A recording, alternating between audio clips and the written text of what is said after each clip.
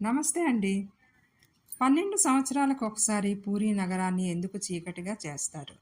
12 సంవత్సరాలకు ఒకసారి జగన్నాథుడు, బలభద్రుడు, సుభద్రాదేవి విగ్రహాలని మారుస్తారు. ఆ విగ్రహాలను మార్చే రోజున పూరీ నగరాన్నంతటినీ చీకటిగా చేస్తారు. ఈ గుడి చుట్టుప్రక్కల అంతా చీకటిమయం చేస్తారు. విగ్రహాలను మార్చే సమయంలో మందిరం బాధ్యతని సిఆర్పిఎఫ్కి అప్పచెప్తారు. ఈ సమయంలో ఎవరిని ఆ చుట్టుప్రక్కల తిరగనివ్వరు. ఒకే ఒక్క పండితుడు కళ్ళకు గంతలు కట్టుకొని గర్భగుడికి వెళ్తారు. మూర్తులను మార్చిన తర్వాత ఒకే ఒక్క పురాతనమైన వస్తువు ఉంటుంది, ఏంటంటే బ్రహ్మ పదార్థం. ఆ బ్రహ్మ పదార్థాన్ని పాత మూర్తుల నుంచి తీసి క్రొత్తగా తయారు చేసినటువంటి మూర్తులలో పెడతారు.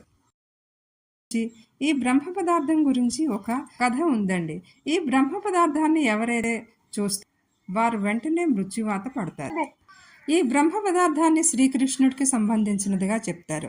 శ్రీకృష్ణుడు ద్వాపర యుగానంతరం అతని శరీరం పంచభూతాల్లో కలిసిన సమయంలో ఈ బ్రహ్మ పదార్థం మాత్రం మిగిలిపోయి ఉండిపోయింది. ఆ బ్రహ్మ పదార్థం పంచభూతాల్లో విలీనం అవ్వకుండా అలాగే ఉండిపోయిందట.